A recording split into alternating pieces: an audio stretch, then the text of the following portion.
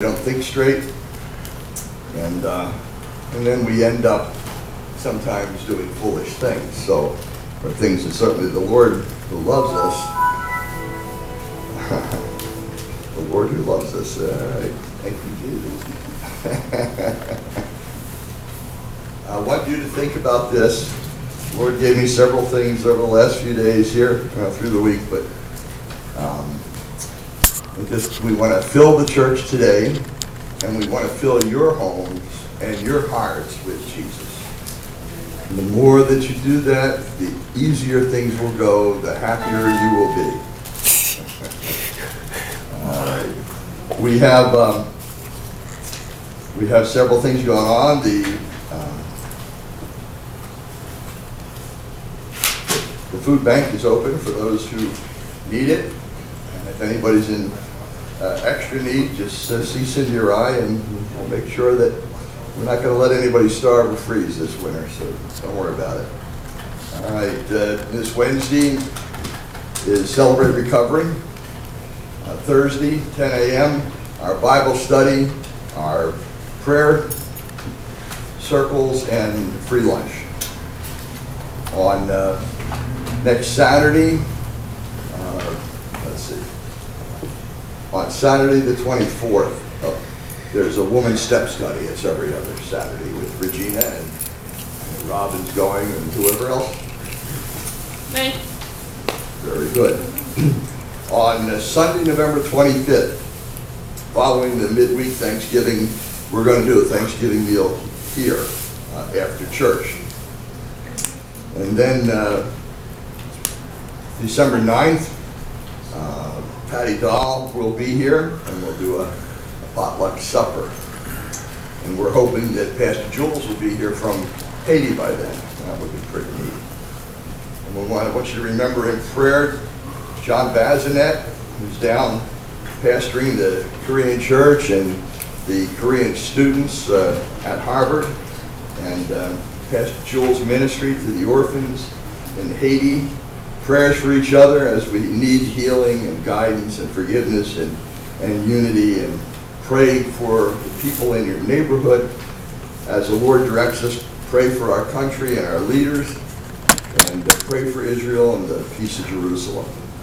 Come on, camera. And on the cover of the bulletin is one of my favorite passages, 2 Chronicles.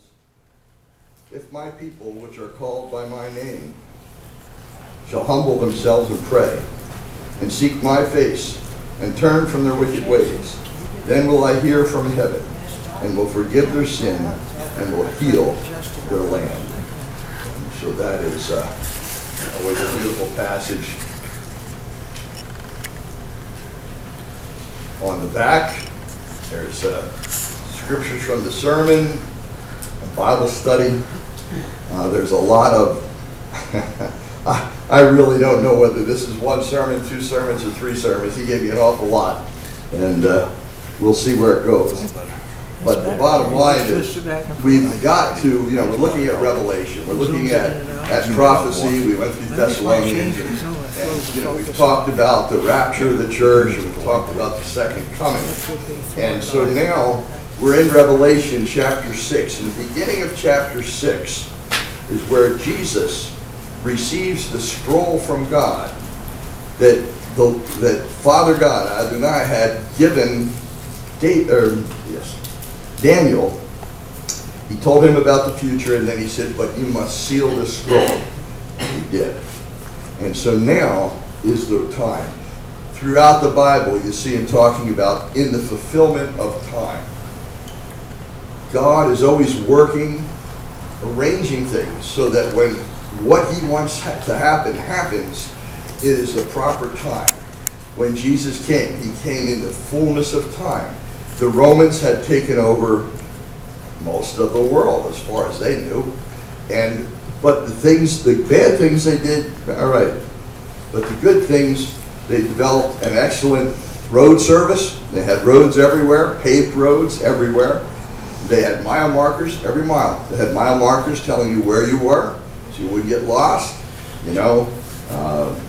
I think then they still had Howard Johnson's too, so they and They also had, when we have state police patrolling the highways, they had Roman legions. They would have a small group of legionnaires stationed along the way to stop the robbers and those things. And they also had the post office and had a postal route. And so all these things could suddenly be shared through the world.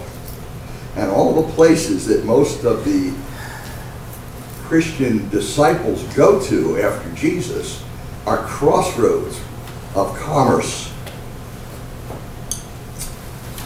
So people that are there hear the word,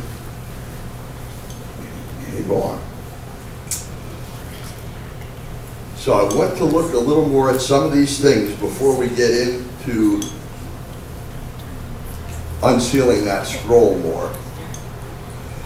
Because when we look at chapters 6 through almost 22, there's a lot of woe that comes upon the world.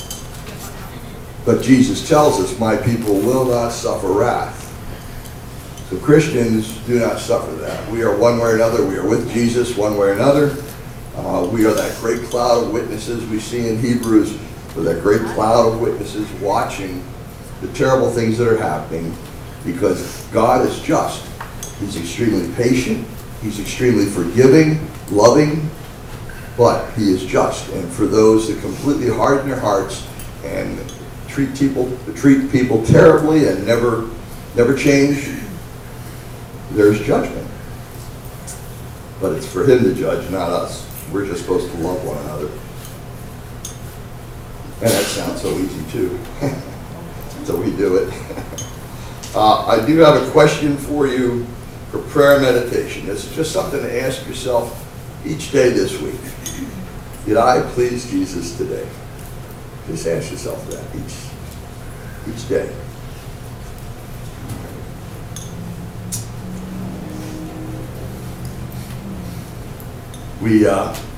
We're celebrating Veterans Day today. Amen.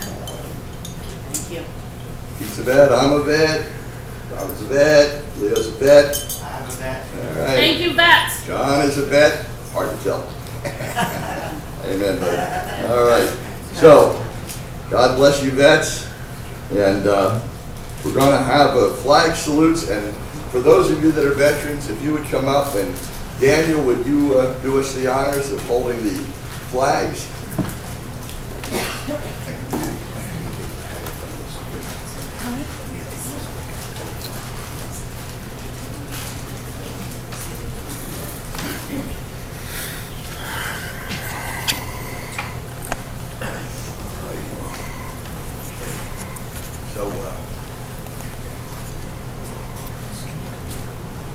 Salute to the American flag. This is something that every single day when I was a kid, Every day. every day we pledged the flag and we heard a word from the Old Testament and New Testament. We heard the Ten Commandments, and it makes a difference because when you accept God as the standard of truth, things work well. When you don't, that's why we got a lot of what's going on today. I pledge allegiance to the flag of the United States of America and to the republic for which it stands, one nation, under God, indivisible, with liberty and justice for all. Thank you, Dan. And now if you'll Christian flag here.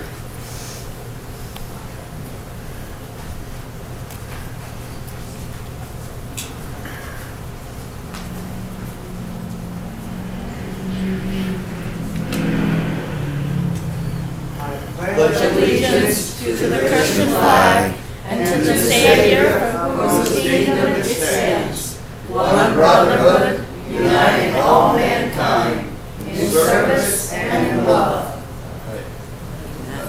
And we'd like to sing, and you got a little medley of patriotic songs here. Would like to sing. This is by Ernie House and Signature Sound.